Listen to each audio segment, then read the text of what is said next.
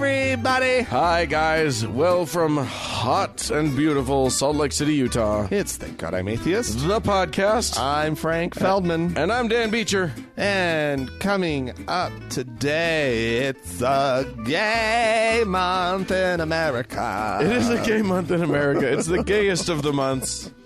Oh, let your pride flag fly. Oh, yes, indeed. And they're starting to. Yeah. I've seen some around town. Oh already. yeah, Yeah. Oh yeah, a local restaurant that's owned by gay people. I saw posted on Facebook that they'd put up their flag. Local bar, not owned by gay people.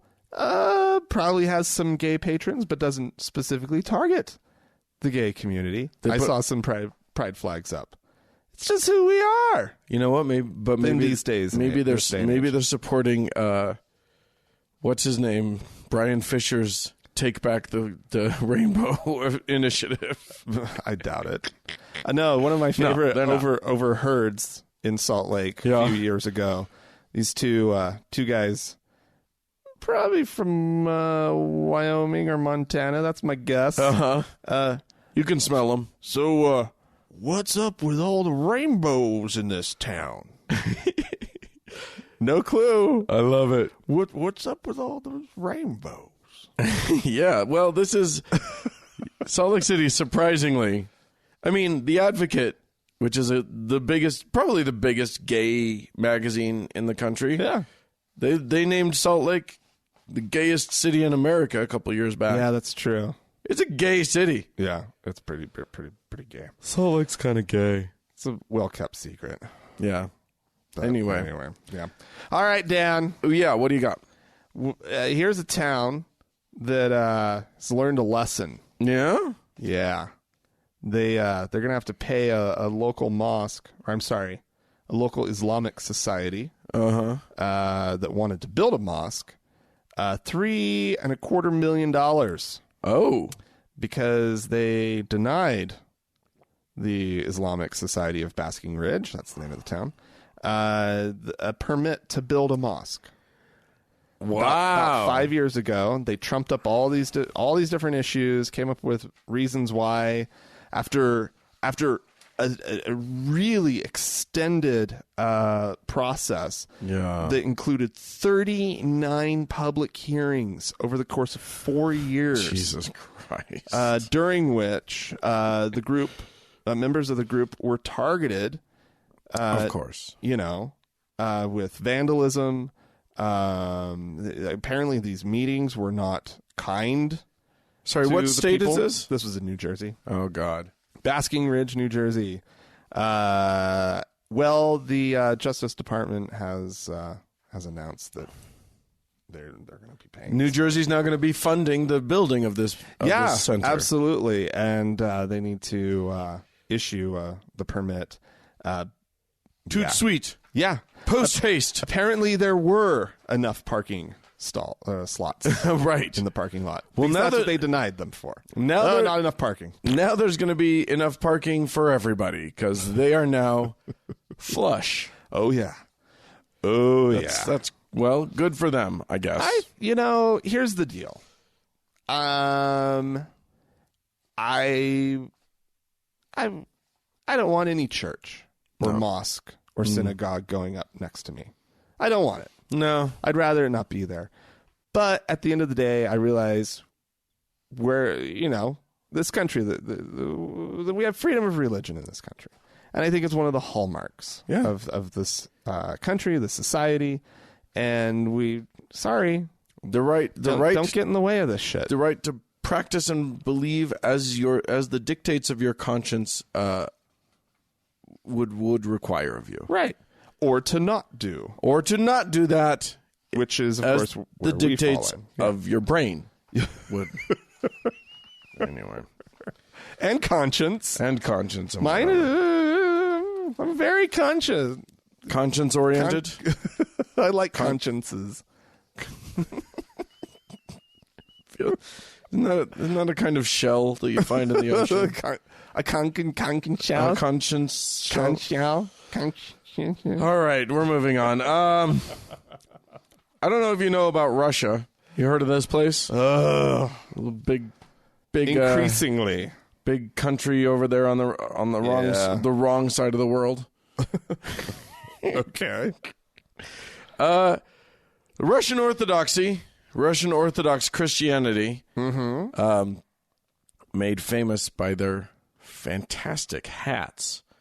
I don't know if you've seen some of these. And domes. The hats actually kind of mirror the domes. I'm looking at the Patriarch, which is their version of the Pope.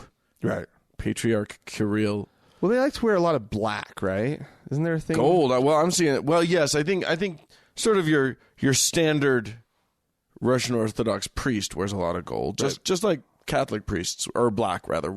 Catholic priests wear a lot of black. Right. This dude is different. Decked the fuck out in some everything is white and gold, and he's got this hat that is like if he were king chef of the world, he would definitely wear this hat. It's white and gold, big puffy floofy, kind of looks like an onion dome on top of his own head. That's fantastic. Oh yeah. In terms of for somebody who hates queers as much as this guy does, he could not dress gayer. Right. He is. Yeah, you have to make a statement, Dan. I guess when you're in these positions of religious authority, you gotta make a fucking statement. Yeah, you can't dress like a normal person. I mean, he does look like he's in sort of a religious drag sort of thing. Yeah. How's his contouring? Is it? Oh, is it no. subtle, or is it a little too... that part he's really neglected. The makeup is really bad. But the rest of it is fantastic. Good. Anyway, yes, here's the most recent thing. Basically, he said that so-called homosexual marriages... Okay, what else would you call them? Homosexual things that look like marriages, but obviously aren't, because marriage is between a man and a woman, obviously. Oh. Okay. Are a threat to families. Really? He added, when laws are detached from morality, they cease being laws that people can accept. He basically said, and he said... True. And then he said, it's just patently not true. That it was similar to the laws in Nazi Germany. Also not true. Yeah. Also not really Will true. you stop being so Nazi-like, Franklin? Yeah, because Nazis loved the gay people. Yeah, maybe they just didn't like the competition. For fabulous? For evilness. Oh, well, yeah. I mean, we are evil. Obviously. Very evil. I've known some evil gay guys. Well, yeah. Hello. But no. That's what makes us fun and unpredictable. Well, that's what makes everybody fun and unpredictable. I don't know how fun and unpredictable evil is. But yeah, no. This is hard on the heels of Chechnya torturing and locking up gay men and all that sort of thing. Yeah. This whole thing is just... this would be the moment when you would think the Russian Orthodox Church has an opportunity to come out against that horrible violence. Yes. And, in the comparison, if I were to look at the actions of Chechnyan government, and Chechnya is largely Muslim, I think. I believe you're correct. So maybe Kirill doesn't have much influence there.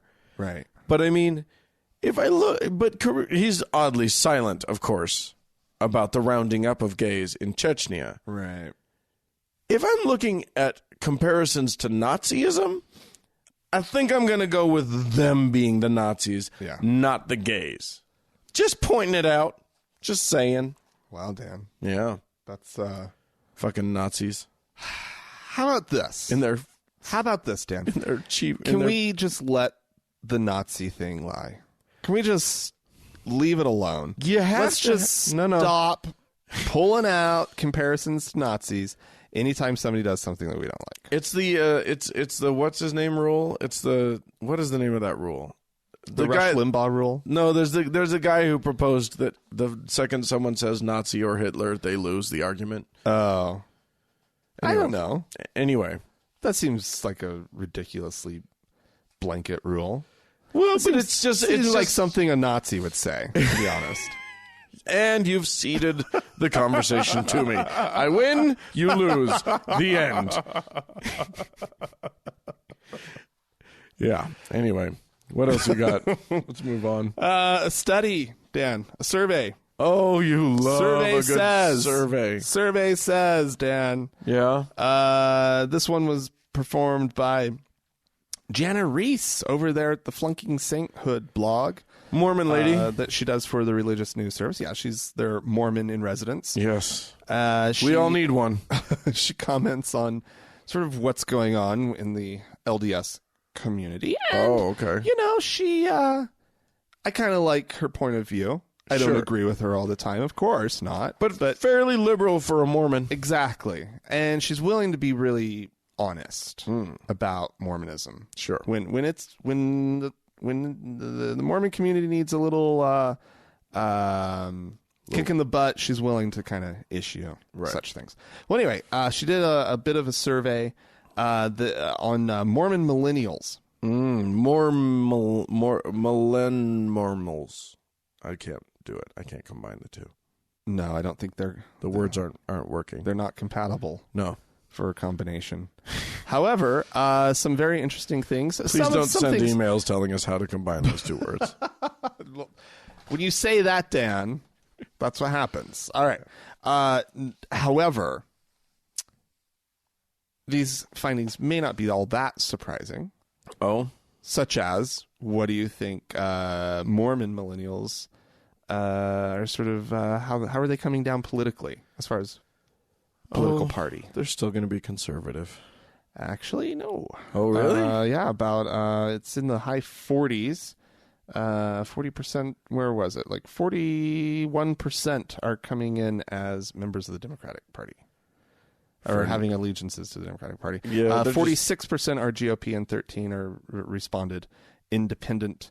They are marrying right on time. Right on schedule. They're getting married. Of course. Which for Mormonism is like early 20s. 22 is the average age.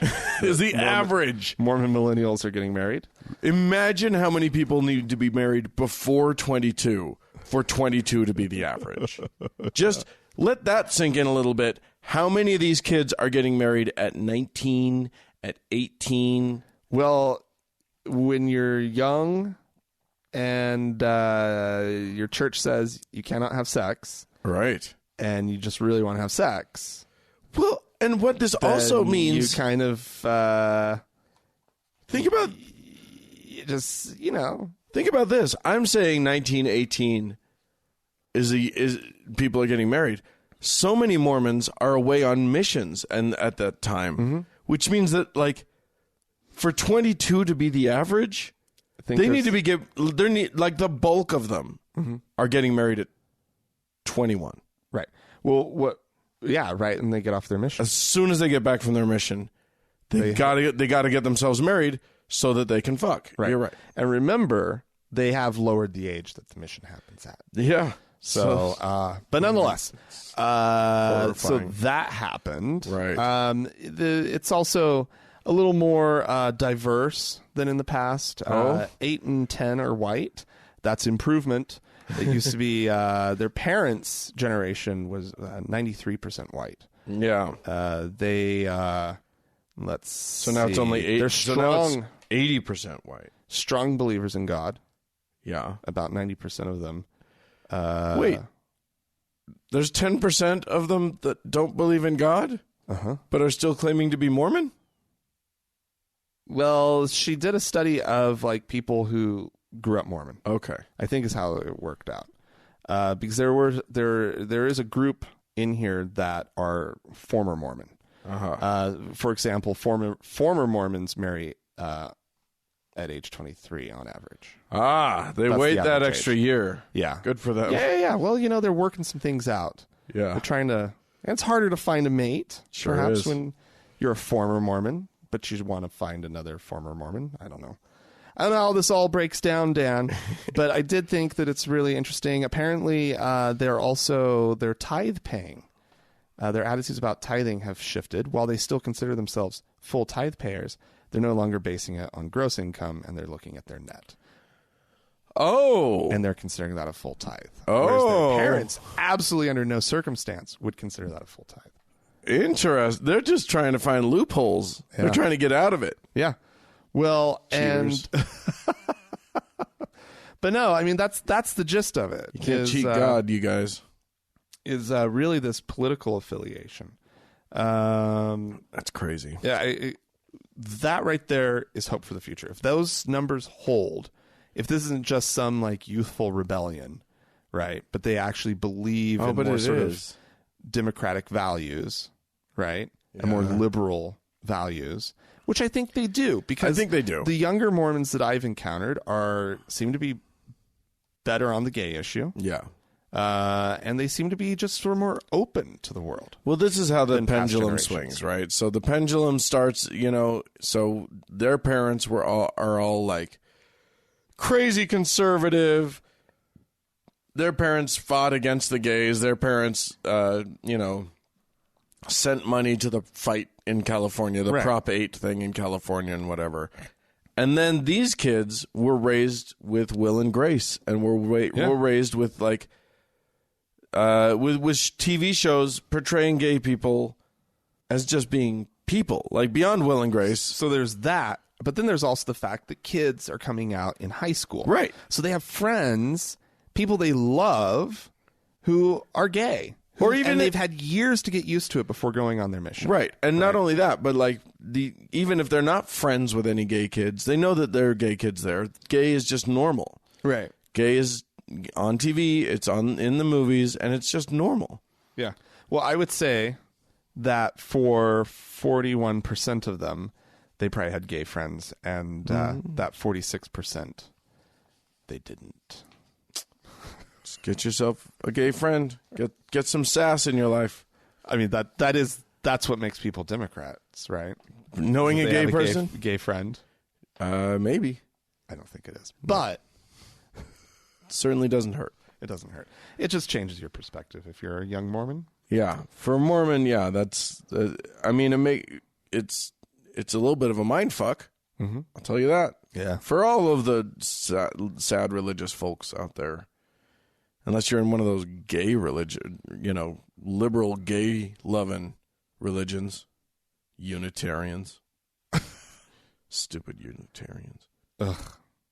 It's the With worst. acceptance and. But what do they believe anyway? What even do they believe? Even Isn't the whole point of a religion or of a church is to have beliefs you're oppressed into believing? get some dogma, you guys. Jesus. Anyway, I'm gonna move on. Let's be sad for a minute. No, Dan. No, No, we I can't do it. handle it today. Africa. Dateline all the fuck over Africa. Oh, damn. Everywhere Okay. you can imagine in Africa, Where is this going? shitty things are happening. I'm just going to contrast two things. All right. So, first, I came across several articles about the gunman in Egypt who forced Coptic Christians from buses and killed 28 of them. Jesus. So that's fun. A little bit of Muslims. So Muslims, basically, they told these Christian men to recite the Shahada, which is an Islamic declaration of faith. When the men didn't, they were shot upon, and at least 28 were killed. Jesus Christ. Okay. Then in Central African Republic, which is a republic literally right in the middle of Africa, so aptly named. Wow. Good on them. Good job there. Huh. Hundreds of civilians seeking refuge inside a mosque because roving bands of heavily armed Christians are running around trying to kill the Muslims. So fun stuff. Fun stuff. Yeah, the town of Bangassou on the Congolese border looks like hundreds of fighters, heavily armed, aimed at Muslims. That's just... Some of them possibly child soldiers, drugged up. Sounds nice. That's, that sounds awful. It is funny, though. I was trying to figure out a joke. I don't want to make a joke about that. No, don't make a joke about that. I will say this. So I do have some conservative friends on social media, some wildly conservative friends on social media. All right. Who will, of course, pick and choose all of the instances, any instance where Christians are being persecuted in the world. Right. And be like, look at the horror! Regard the terrors of the world! So what do? Do you just respond with posts about Christians doing What the fuck's the point? shitty things? I think you should. I mean, yeah. All I'm saying is... Just be like, oh, yeah, look, oh, no, and look what happened to these Muslims. Right. All over the world. And don't even point out that it's the Christians doing it. Just be like, oh, no, I know people of faith being oppressed. It's terrible. Right, yeah. Oh, that is awful about those Christians. And look what's also happening to Muslims and Jews. It's terrible. Yeah. And look, here's an instance where people are oppressing Hindus. And here's one where they're oppressing Buddhists. Right. Oh, my God. And you can literally find examples of any of these groups. Shooting any of these other groups. Basically. They will... All of the religions shoot all of the other religions. That is how it works. That's nice. Isn't that fun? Well, Dan, that's a down. You're right. We're having our downer moment. But it's just It's not surprising. No, but it's. I mean, we know this. In this, in the span of a week, you've got or a month. I'm not sure when all of this happened, but yeah, you got a lot of. Man, God lover, my God shoots your God. That's my God will shoot your God. So many people shooting so many other. I mean, this is also the week when the guy in Portland decided to harass two young women, one of whom was wearing a hijab. Yeah. And then he managed to kill two other guys who aren't Muslim. Who were just standing up to him. Who are just saying, hey, maybe it's not cool to threaten and abuse and assault some teenagers. Maybe that's not cool on the train. So he stabbed them and killed them. Our God is a stabby God. Watch out. Man. He likes to stab people. I'll tell you what. The word God is just code for why I kill people half the time. It's very rarely code for why I love everybody. Well, Dan. Yeah. Maybe it's time for the robots to take over then. Okay. Okay. Yeah. What do we got? What are our options? Well, here's one in Germany. Okay, great. And I'm going to segue. And you're going to be confused for a minute. It's been 500 years since the Reformation began. Yes. When Martin Luther nailed his 95 theses to the door of some church. He flung feces at the door of a church. No, Dan. Oh, okay. Jesus Christ. So to mark this, there is now. I do think I'm gonna from now on. I'm gonna say he flung theses at the door. That's nice. There's now a church in Germany. Yeah. That has a robot priest. What? Confess Bot 3000? No, it's the Bless You too.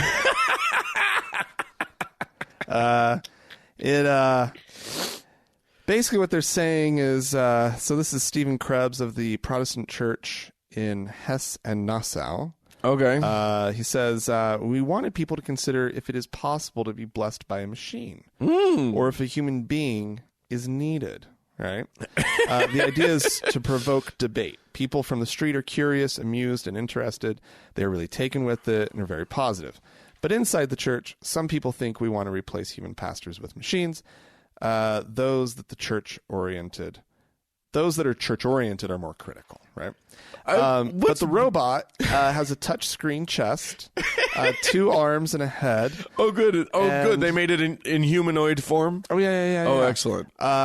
You can choose to have your blessing in either German, English, French, Spanish, or Polish. And you can choose a male or female voice. Oh, sehr gut. And as the robot starts to bless you, its eyes light up, and 2 arms raise. And there are flashing lights in its palms. Oh my God! And it recites a biblical verse, like Stigmata. Yeah, it's sitting there, and it's crazy. And then it says, "God bless and protect you," and if requested, it will provide a printout of its words. So basically, this is a full-on admission that blessings are meaningless. No, it's asking you to consider what is the meaning of a blessing. Right. There is no meaning to a blessing if a robot can be just as effective as a human. Right. It means nothing. Well, and here's how maybe a robot can be more effective, Dan. Yeah. In case of breakdown with the bless you too, there is a backup that they can just wheel out. Oh, good. Just imagine the volume that these machines can do. It's actually, Dan, it's terrifying. I watched the video of it. It's got these like eyebrows that like move, and its arms as they raise. Like it looks very menacing. It doesn't God! Like you're going to be receiving some, peaceful blessing, even though its words were nice. Can it lure me into a back room and fondle me? The fondle bot. Or does it have to be a higher order priest in order to pull that off? Well, I don't know. Or am I too old? I don't know. Well, you are too old. I'm too old. But see, that's the glory of like a robot. Yeah, maybe a robot would find me interesting. Yeah. Finally, I could be of value to a priest. Oh my God. That's terrible, Dan. Yeah, I'm bad. That is delightful. Oh my God. How worthless is that? They spent money to make that happen. I love it. Yeah. I think they were just bored. I think the priests were all just like, ugh, I don't want to do this anymore. Well, there's been a lot of talk about automation. Yeah. Right? And, I'm sure they had like a little a roundtable discussion of some kind of like, let's all, come up with some ideas. Let's brainstorm. Right. Like what could we do? It's been half a millennium, right? Right. Since the Reformation began. And so like we got to do something really, really big, something really good, Robot Let's commission a robot. Oh my God, I just pulled up some images of this thing. It's so stupid. Yeah, it's like a trash can on top of a box. Like it's really, really bad. Here's what's great about this. Right now, somewhere in Japan, there's a meeting happening at Sony Corp that's like, wait, is there a market for this? We don't know much about these Christians. We know we could do this better. We can definitely we can make a better robot than that. You should see it in action. Its arms, and it makes a lot of noise. This thing, it's like, oh my God, it looks like a very precocious, like 9th grader's science fair project. It's a really bad robot. Well, it was a bunch of just religious folk who they probably didn't have a lot of money. They didn't want to throw too much money at this. Yeah. Oh, no, they did not. But they threw a lot at it. You know what? Honestly, a couple $100 more and they could have had something that wasn't terrifying. Thank God they didn't spend it. Thank God they went with this. It's delightful. It's my favorite thing in the world. Yeah, look it up, everybody. I'm going to take us to Palestinian, the head of the Palestinian Islamic courts. Okay. Who has taken a pretty dramatic step. As we know, it's Ramadan now.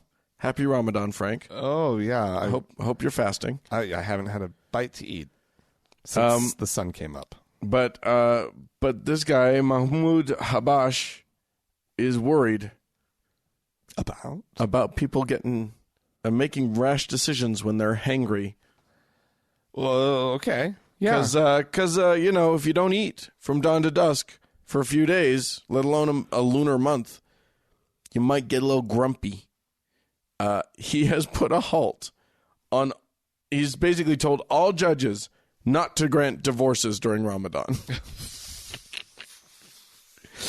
He said some, because they have not eaten and not smoked, create problems. Wait, you can't smoke? You can't smoke.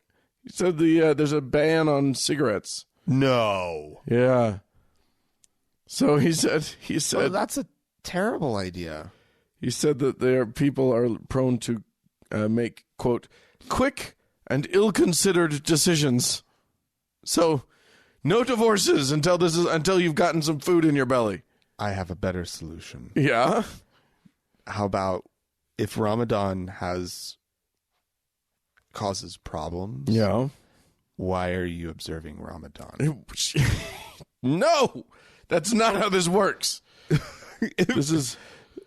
It really sucks. We're really hungry.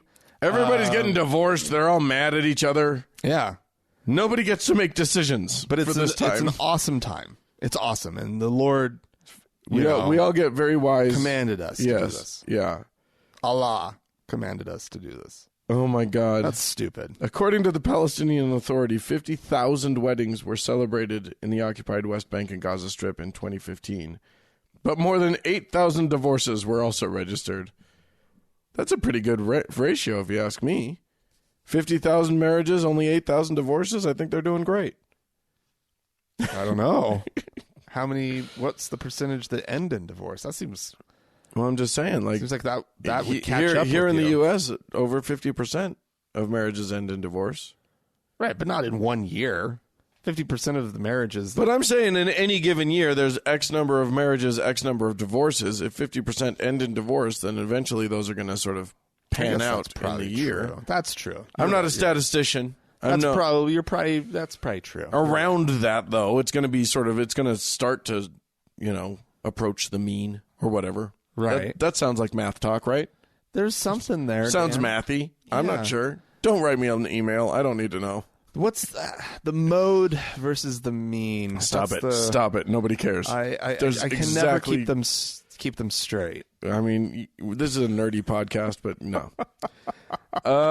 Yeah. So there you go. Don't go there to get your divorce. No. Although my understanding was that otherwise go. Go get to the West Bank by all means. My understanding was that in Islam, a man could just say, "I divorce you 3 times," and then it's done. I thought that was a thing.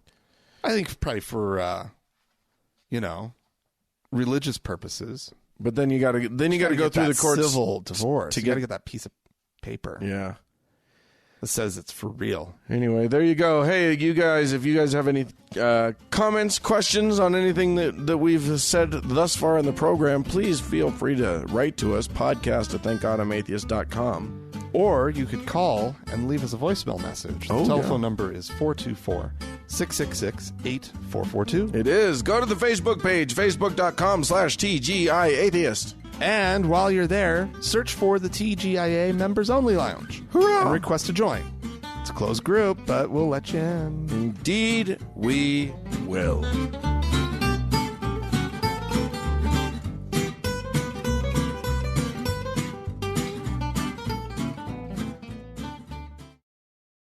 Hey, Frank. Dan? What do you think about our current president doing a bang-up job? I think by all... If by bang-up job, you accounts, mean ruining our standing in the world. Banging us up pretty bad. With a lot of people in the world now referring to Angela Merkel as the leader of the free world. Leader of the free world. Yeah. Yeah, you've done a really good job there. Yeah, ceding all moral authority Senor Trump. that we may have had. However, strangely, as he does this, he's fallen under some attack. Oh, yeah. There are those who have bad things to say about him, if you can believe that. But then there are those who rush to his defense. Indeed. For instance, Jim Baker. On the Jim Baker show. Kim Clement, before he died, he prophesied, they will be screaming impeachment, impeachment, but it will not happen. That's true. Wow. Kim Clement prophesied. Well, I'll tell you what, I will predict, if it happens, there will be a civil war in the United States of America. The Christians will finally come out of the shadows because we are going to be shut up permanently if we're not careful. And God says faith without works is dead. That's right. We have to do things. God has been dealing with me, and I don't know about you. Yes. It's time for preachers like you, you're doing it, to stand up and shout out. Yes. Stand up! Finally, the Christians will come out of the shadows. Oh, I know. I've been so worried about them because I haven't heard anything Where have from they the been? Christians for so long. No. They've been tucked away. You don't hear their voices at all. No. They're not in the public sphere in the least. So Oh, no. No. thank God they'll finally have a voice. All 70 some odd % of our country. Now, That it is true. Silent group demographic. I mean, it is true that when he says Christian, he is talking about a certain brand of Christianity. Oh yeah, he doesn't believe that like He's not talking about Methodists liberal or Unitarians. right. Right. He's talking about his evangelical friends. Good real That's what they Christians. think. That's what they're talking about. In my mind. By the way, that's what I hear. By the way, what a great prophet! What an amazing. But even when we sort of say that, not quite. Yeah. What an amazing prophecy to prophesy that people would be calling for the impeachment of a man who was very clearly going to commit plenty of fraudulent things. Oh yeah. Like I also prophesied that the calling for impeachment. Dan. I prophesied that. I'm a fucking prophet. All hail Dan. Yeah. Listen, bow down to me, bitches. I'm a goddamn prophet, motherfuckers. All right. Yes, that is true, though. I'm not lying. Are you accusing me? You're not a prophet. You did say it. I did. But you and everyone else. Right. Not a tricky call to make. No. That was an easy one. Yeah. For President Pussy Grabber. Not hard to predict that maybe there would be some people who might think he's unfit for the office. Yeah. Did you see him riding around in his golf cart when all the other leaders of the G7 were strolling along together? Oh my God. Oh. Or shoving other leaders out of the way so he can be in the front. God. I want front. I'm supposed to be in the front, you guys. The best one, though. I mean, everybody paid a lot of attention to the handshake between him and Emmanuel Macron. Uh-huh.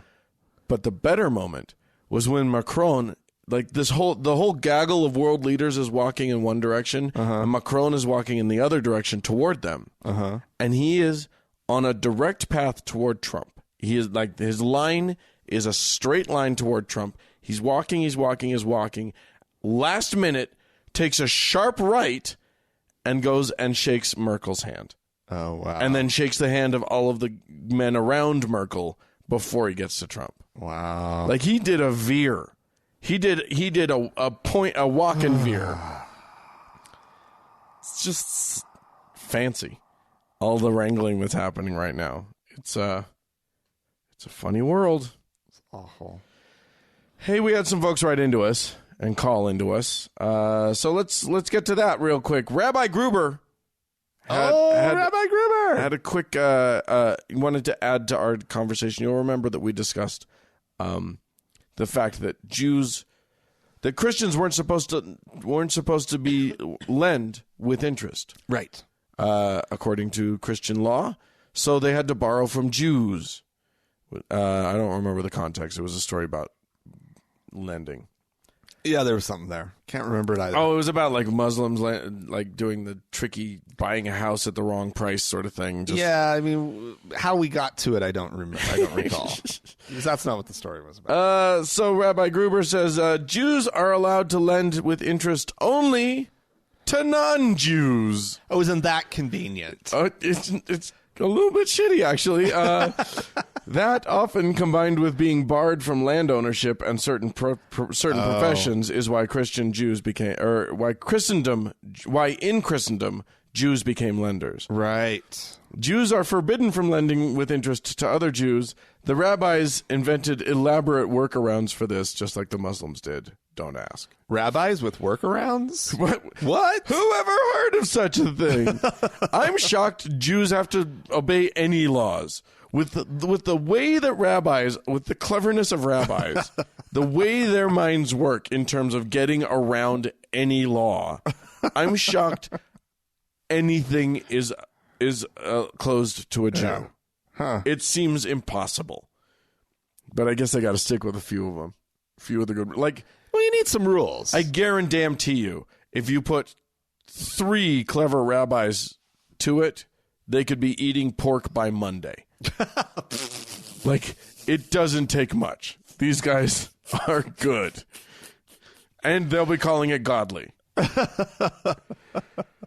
Oh, thanks, Rabbi Gruber. Yeah, it's always good to hear from you. Alonzo wrote in about, you remember you reported on the statue that was stolen here in Salt Lake City? Yeah. Uh-huh. The art heist. A bench that with statues of Joseph Smith and Brigham Young sitting on it. Yep.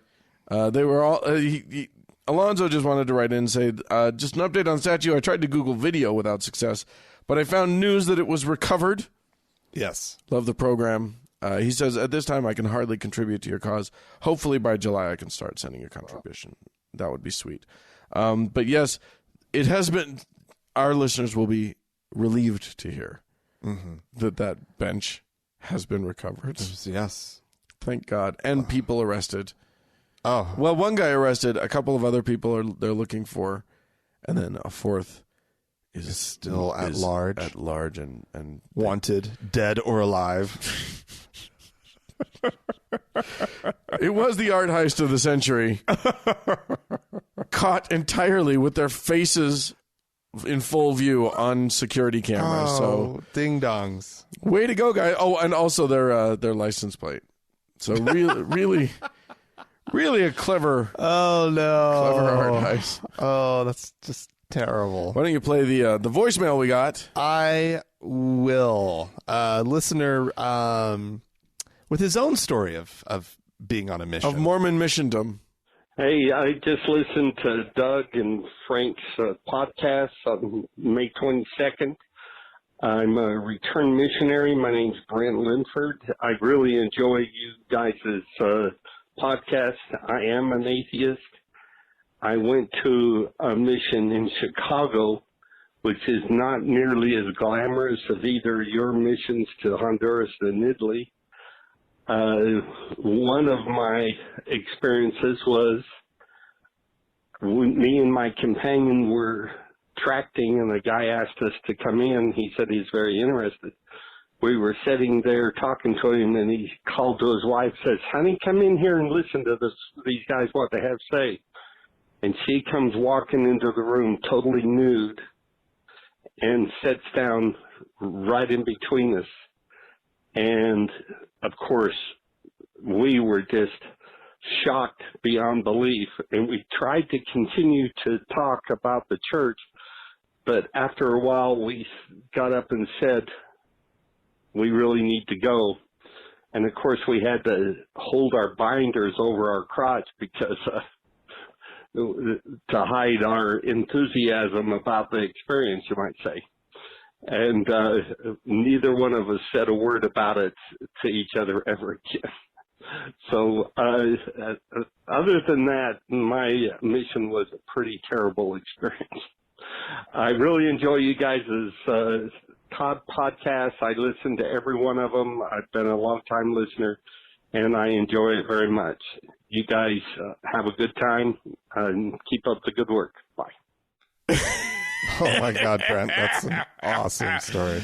I love it so much. And also, ladies and gentlemen, a fairly interesting way of dealing with unwanted biblical intruders into your home. Yeah. If you got people that want to tell you about the Lord, let them. But if they're in your house, they play by your rules. Yeah. And my rules might help if you're a little bit of an exhibitionist. Yeah. Sure. Oh, yeah. Whip it out. Oh, they had it for the missionaries. Or whip them out, depending on what you got. They had a good chuckle after those missionaries left. That's a story. They were dining out on that for decades. I saw Robert. We saw them coming. Robert ran into the bedroom as I answered the door. I call for Robert to come in. He comes in, cock a swinging. Oh, and they honed and refined that story as they went on. Yeah. By the third dinner party, they were telling it in tandem, taking turns with different parts of the story. Oh yeah. She's talking about the looks on their faces. He's talking about the bulges in their crotch. Yeah. Delightful. Delightful. I have no objection to that whatsoever. Or you could get your some work done around the house. Yeah. You have the option here. We will remind you, if Mormon missionaries come to your house, it is a kindness of you to give them jobs to do around your house, and they will do it. Yeah, because it does two things. Well, maybe more than that. It gets the job done. Right, which is awesome for you. Right. But it also keeps them occupied for a little while. Which means that they're not bugging other people. They're not disturbing your neighbors. Yeah. And so you get a job done for free. You get free labor. It's better than going to Home Depot and picking up an immigrant. So that's good. Free, I mean, better in the sense that it's free. It keeps them from bothering other people. And it's good for the missionaries because they don't want to go to somebody else's house. That's true, yeah. They want, and they have to do what they call service. Oh, what's that? What? Apparently it's mowing your goddamn lawn. They don't have a lot of time for service. I mean, that's the thing. But they do. But they're required to do some. They are. But let me tell you, they got a lot of the hours. If they were doing it for an investigator, they would be able to defend that decision. Right. Left, right, and center. Yeah. Yeah. So you're helping everybody. Yes. By putting the missionaries to work. We should start a campaign.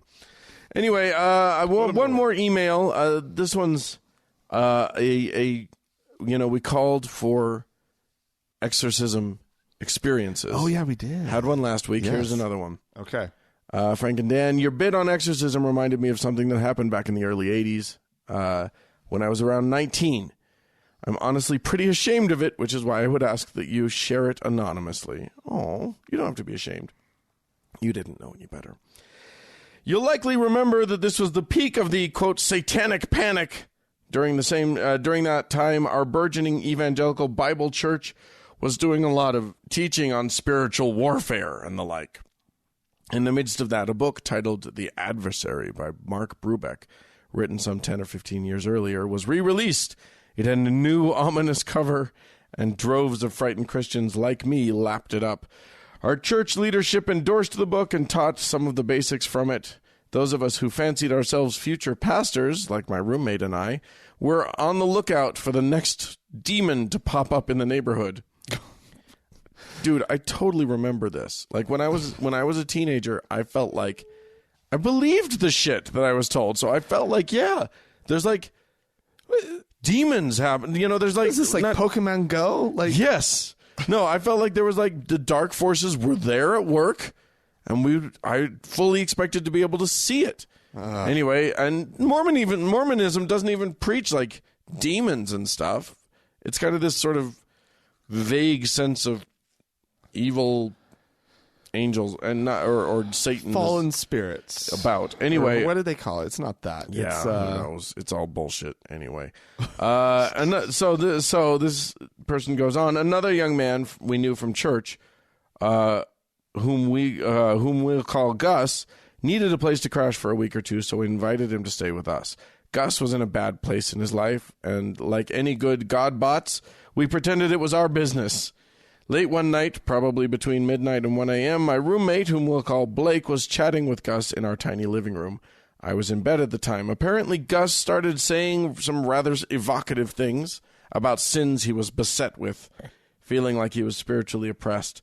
Blake got me up, and we sat down on the couch on either side of Gus, Bibles in hand, and started intervening. Oh, no. Relying on everything we had learned from our pastors in that little black book of Brubeck's. The more we intervened, prayed, recited scripture, and tried to talk to him, the more disturbed and upset Gus became. Really? Wonder why? Strange. I don't remember all that was said clearly, but at some point in the wee hours, Blake became convinced that Gus had himself a genuine demon. And we started talking to the demon, asking its name, what its business was, and trying to drive it out. Gus became more and more agitated. Under this pressure, he was confessing some very personal and totally not our business kind of shit. Oh, no. Some of which wouldn't be a big deal if we weren't all godbots at the time. He's crying and such, and we're not sure if we're talking to him or one of several demons, all associated with his sins. Finally, I shit you not, at 8 fucking a.m., yes, this had gone on all night, Gus had had enough. They started struggling, and suddenly Gus punched Blake in the jaw. Oh, no. Hard. That was the demon. Blake was pretty big and a strong guy, and for a moment I thought he was going to go down, but I thought it was going to go down, not he. That would have been a very different story. But somehow that shocked us back into some semblance of reality. Inside, I knew that we had gone way too far, and I think Blake and Gus knew it too. Plus, Gus had the added embarrassment of airing all his dirty laundry to a couple of buddies from church. Oh, no. We called it a night right there and went off to our beds after some awkward apologies and promises to talk in the morning. After we all slept for a few hours, Gus kind of forgave us and went on his way. I never saw him again, and I don't think Blake did either. Oh. So what do you think was the response when word got around church? What had happened? Did the pastors take the two of us by the scruff and excoriate us for abusing our friend? Ha ha ha, of course not. We walked into church, and one of the pastors comes up to us and says, "So I hear Blake got punched in the jaw by a demon." Oh, my God. The whole demon exorcism idiocy is some dangerous bullshit. All we did is abuse someone during a time of weakness and emotional turmoil. Oh. We didn't help. We just piled on. It was horrible. That's all I can say. Ugh. Keep up the good fight against this sort of insanity. Cheers. Does sound awful. Yeah. A lot of abuse in the name of Yeah. church. Yeah, indeed. It happens all the time. Believe me.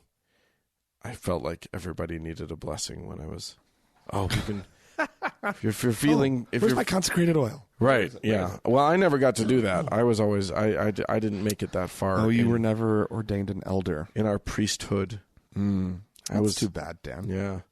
All those 18-year-olds walking around with the title elder. Yeah, I was ordained an elder in the LDS church. Yeah. I was a priest. Yeah. Which Same here. I love saying that. I've said this before. I love telling people who know nothing about Mormonism, well, I went to seminary and I was ordained a priest in the Mormon church.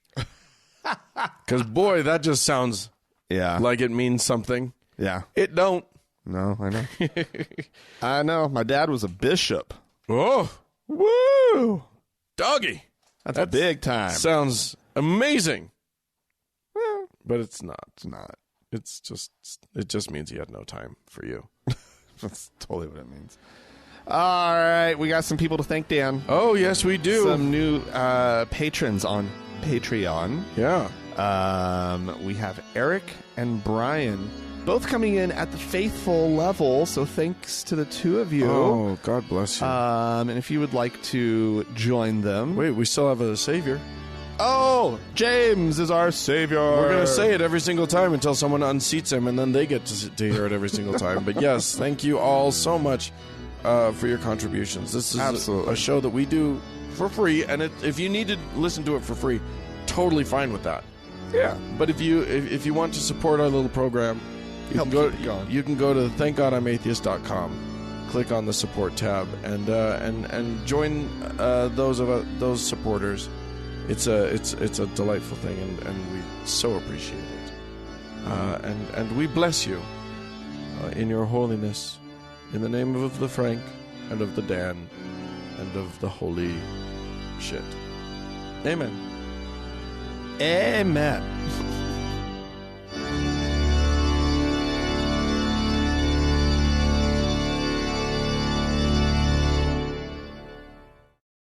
Dan.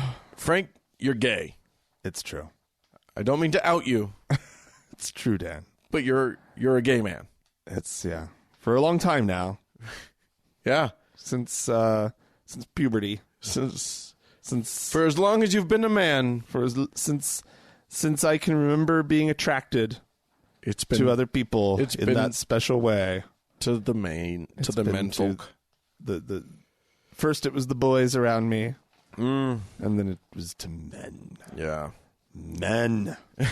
And it's Pride Month. This is the 1 month of the year when you get to feel proud. Well, that probably used to be the case. Yeah, right. Now, I mean, we LGBT folk have all sorts of rights and privileges and whatnot. You done went and got yourself some rights. I know. It all kind of worked somehow. I mean, we've still got some work to do. the fight is definitely not over. with continuing to promote acceptance, Right. With people like throughout our society. with Trump basically appointing everyone who hates you in the world Yeah, to Yes, high indeed. positions in his Yes. cabinet. and in lieu of acceptance, it's always nice to get some laws in place Yeah. that protect you. Yeah. So there's that work still left to do. But I think I feel safer and more secure now than I probably ever have in my life. Yeah, indeed. You can walk. I mean, gay people still get beat up for being gay sometimes. It happens. Yeah. That still happens. People get treated horribly. But if you deny it, if you run a place that does weddings and you deny a gay couple, you're going to be in trouble. Yeah, like Because- somebody just found out up in Michigan. Yes, indeed. It is a place where this country is now a place where gay folks have legal protections, even if there are still a lot of people fighting against you. Right. And what this sort of leads to is where would you say it all sort of breaks down? Do you think that a person who is gay where do they stand sort of on the acceptance scale compared to the exact same person but who is labeled atheist? It's a great question. It's hard. That's a tricky one. Right? I don't know, Because in modern America, I know I've been so weird on this one because I never even realized that it was weird to say that I was atheist. Yeah. I just started saying it. right? And in general, and I was always it was much more easy to come out as an atheist than it was to come out as gay. Right. For me personally. Right. I'm not going to speak about for others.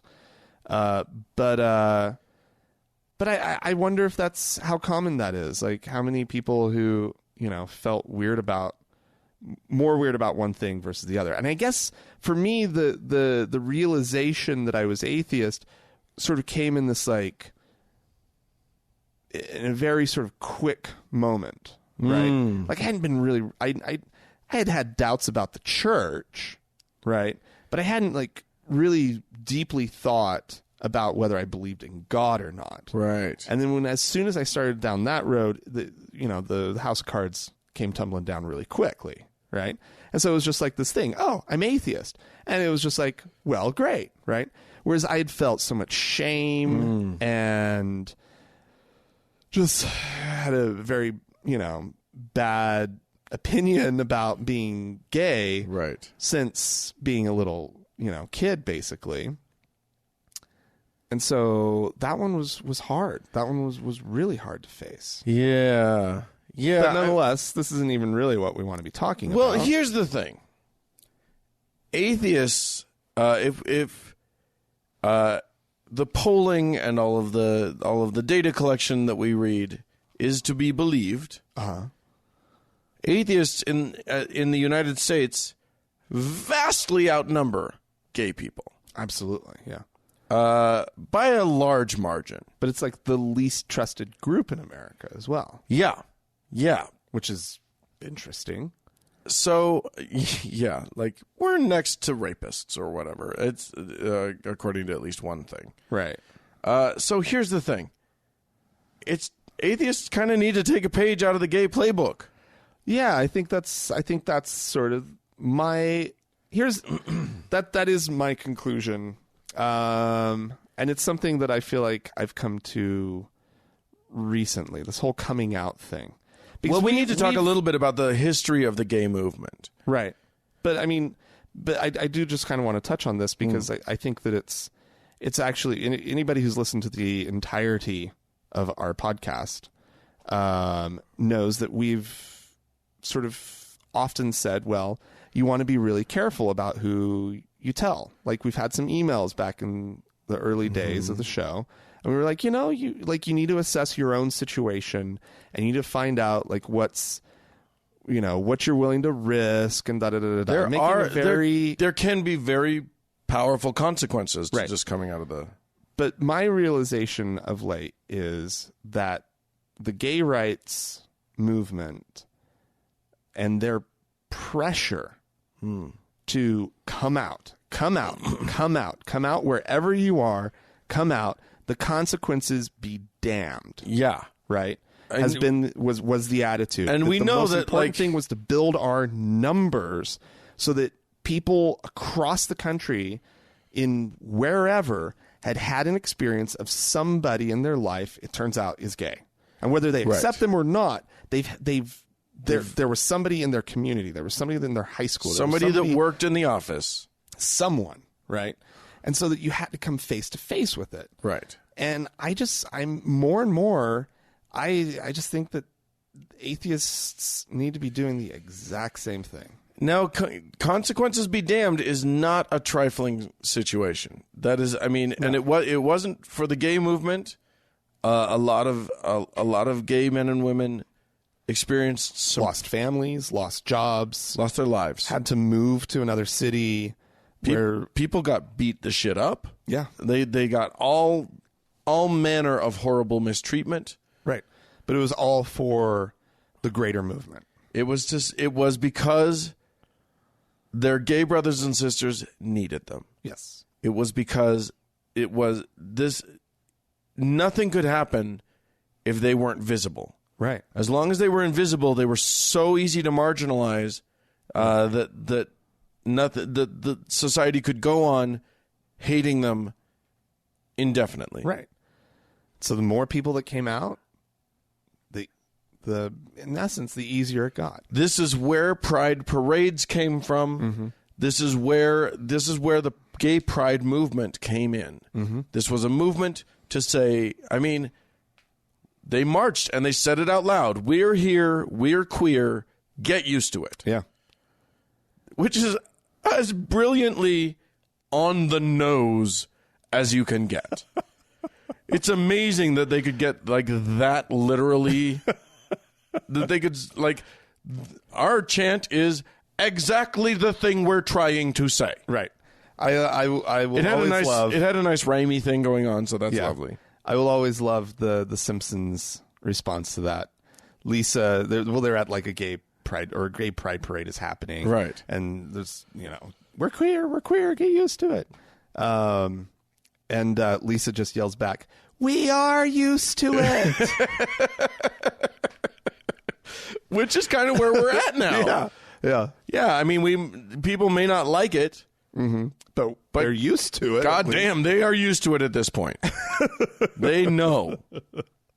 Which is delightful, which is fantastic. Yeah. Well, there's no such... That is not analogous to the atheist movement. No. Now, mind you, there are very visible atheists out there. Yes. Most of them, I'm not comfortable with them being our only representation. That's true. Most of them are either firebrands or they are,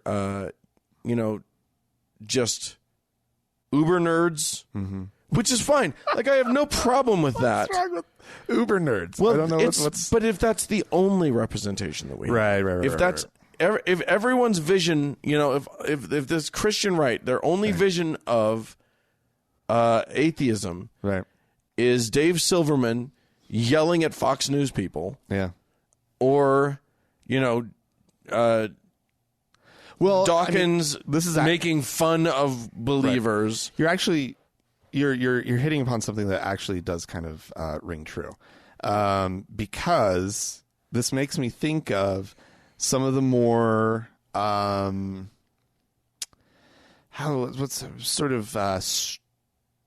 the gay guys who could pass as straight more easily. A lot of them back in the day, and maybe still do, have issues with the swishier side of the gay community. Oh, that's true. But the swishy side was the side that came out. Right. That was the side that couldn't hide it because their S's were sibilant, and that was it. And their fashion was fabulous. And their fashion was fabulous, and they were out having a grand old time.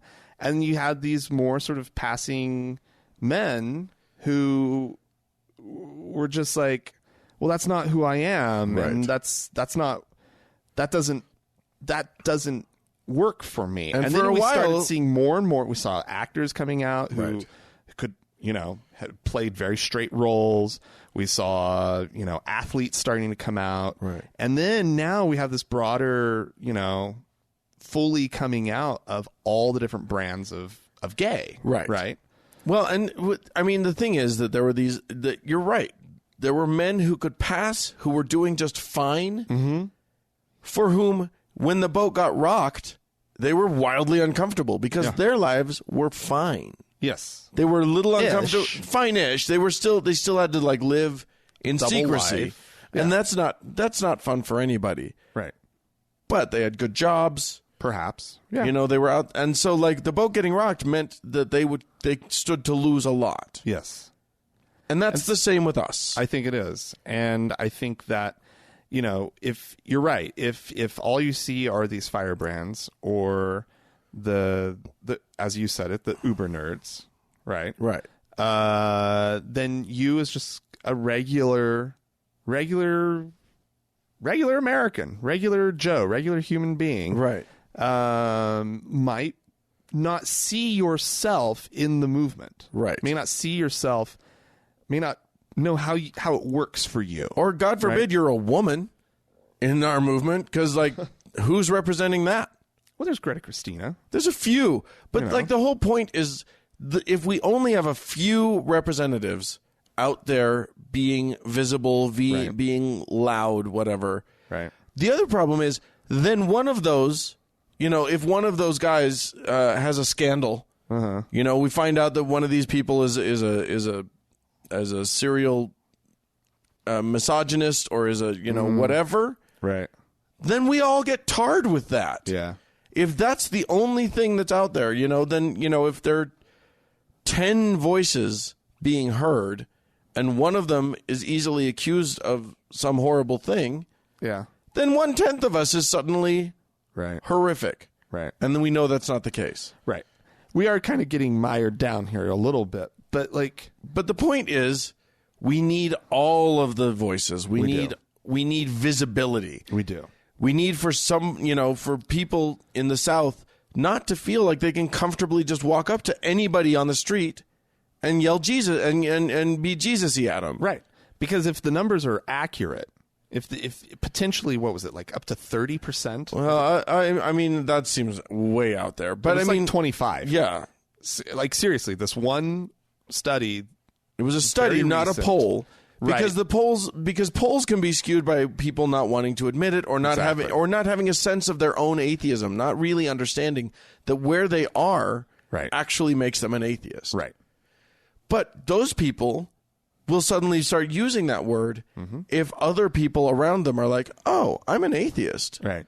All that means is I'm an atheist. And that doesn't make me a bad person. It doesn't make me awful. It just means that's what I am. I'm just accurately labeling myself. And, and this can be, I'm going to get in trouble for saying this. This can be just like, initially saying you're bisexual on your road to fully accepting.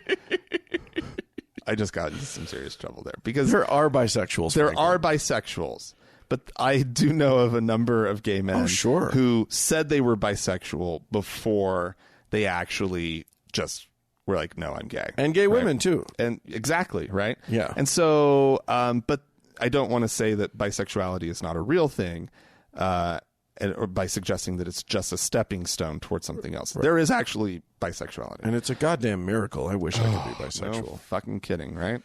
But there are plenty of people who say bisexual because they're too afraid to say gay. Right. For a minute. Right. And so the what would be analogous here is what we hear a lot of, actually. Mm-hmm. If it feels better to say you're agnostic, go for it. Right. Right? If that helps you out, go for it. And then eventually you can join the ranks. Yeah, I mean, and frankly, the definitions are a little bit muddy at this point. They are. Different people have different... There's a general understanding, right? There is sort of... You are right in your definitions of the words, but there is a sort of a broad understanding that atheist is more hardline, right, and that agnostic is a little softer, right, of a stance, right.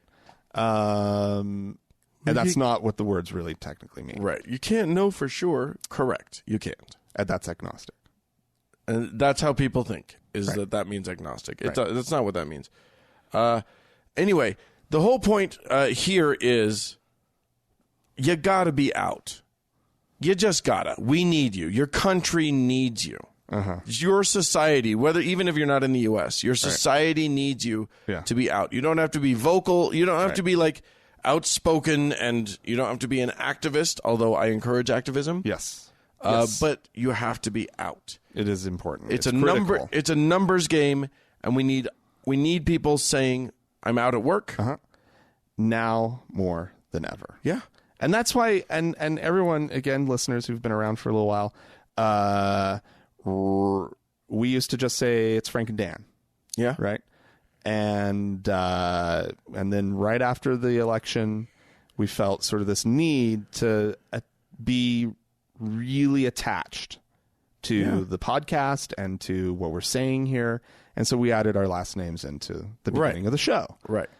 Just to fully say, I'm Frank Feldman, and I'm an atheist, and these blatherings are mine. I own them. Yeah. Yeah, I think and it's about it's about those moments where it's so easy to say nothing because we can all pass. Mm-hmm. Every one of us can pass. Yep. It's not a trick, or it's not hard to do. But it's about those moments when somebody assumes that you're a Christian, says something Christian-y to you, and you don't say anything. Right. In those moments, you don't have to say a lot. You don't have to say something rude. You don't have to say anything mean or anything. You just have to say, well, I don't actually believe that. I'm not a Christian. Right. I'm an atheist. Right. And then move on.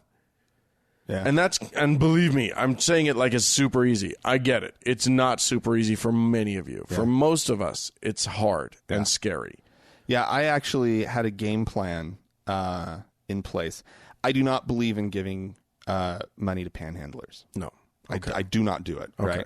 Right? Because I know that there are plenty of services out there that provide for homelessness and for homeless people. And giving to the service is going to your dollar goes a lot further. It lands in the right place, and it goes to the right service. In theory. But there's one guy who I identified recently as somebody who I was going to give money to. Oh. And because I had this moment of just clarity from me, about what he was up to, which was he was providing a service. He wasn't out panhandling. Okay. He's the traffic director at the liquor store on 4th South. Oh, yeah. That guy. Yeah. You know who I'm talking about, right? And I was just like, you know what? He is really making this parking lot work better. You guys need to understand this parking. The situation is dire. So Utah liquor laws really vastly limit the number of liquor stores, and they're all owned by the state. And they're all sort of made to not serve you liquor. Like the whole point of these liquor stores is to get as little liquor to you as possible while still being a liquor store. And so to make it as painful a process as they can. Every single one of them that I can think of in Salt Lake City has a parking lot that's too small for the volume that they do. Yeah. But this one is terrible. Like, what is there? Maybe a dozen spots? And it's, if that, and it's the highest volume store probably around. In the state. I mean, it's unbelievable how much volume this thing does. Yeah. Right? And so there's this homeless guy who's set up shop there as the traffic director. And I was like, when he's here, it works better. Yeah. And I can get into a spot and I can pull out of a spot, and there's not just this gummed up traffic. Right. And I'm like, he is providing a real service. Every time he's here, I'm giving him $1. Okay. Right. But I was like, oh, he's going to say something like, God bless you. Right. I'm just like, no, I don't want to be God blessed. Yeah. Right. And so I had this whole thing lined up where I was going to say, no. No God involved. I'm just giving you some money. Just say thank you. Yeah. And just, but right. You're welcome. Go on my way. Right. Yeah. And then it was just, thanks, my friend. Okay. And I was like, perfect. Done. Sold. Yeah. I mean, okay. So the coming out to the guy directing traffic. Maybe not all that but I don't want I don't want to be God blessed. Right. And I want to, like, this is part of how do you politely just say, I don't appreciate being God blessed. Right. So you can say, I mean, find your own way of doing any of this stuff. Like, this is your path. Right. But come out. Yeah. Let them know. And pick what's important to you. And it's important, but it is important. Mm-hmm. It's important to come out. It's important. I mean, and we see the effect that it's had with the gay community. Yeah. If we can have that effect, that positive effect on society, it's going to be rough. Yeah. It's going to be contentious. It's going to be tumultuous. But in the end, if our fight manages to sway society to a more accepting and secular, like that, this isn't about stopping Christianity. It's not about having fewer Christians or having or winning the war. No, this is about us having a safe place and feeling safe in our home country. It's about everybody feeling welcome. Yeah. But we can't do that without them knowing that we're there. Yeah. And so for all of Jim Bakker's pretending that they've been silent and that they've been like, that it's time for them to finally raise their voices up. Yeah. Oh my God. If he's saying that, yeah, I'm saying that times 1,000,000 because we're actually silent, because so much of our community is actually quietly hiding in shadows. Yeah. And believe me, I get that this has implications for some much bigger than for others. Right. If you live in the South, this is a much more meaningful thing than if you live in Connecticut. Right. I get it. Right. You all need to come out. Yeah. I'm sorry. It's just time. It's time. It's yeah. All right, we've harangued you enough. Thank you guys for listening so much. It is a treat. If you have anything you'd like to say to us, please feel free. Write into us at podcast@thankgodimatheist.com. Or you can leave us a voicemail message. The telephone number is 424-666-8442. Do it. We love to hear your voice on our show. Go to the Facebook page, facebook.com/TGIAtheist. And while you're on Facebook, search for the TGIA Members Only Lounge and request to join. It's a closed group, but we'll let you in. It's a delightful place. And speaking of, thank you so much to Sarah, Danny, and Amy for moderating that group. And thanks to Mackenzie for all the hard work and all the posts on Facebook. Thanks to the Red Rock Hot Club and Gordon Johnson for the use of their fine music. And thank you, our dearest of listeners, for listening. We sure do like it when you do. Bye-bye.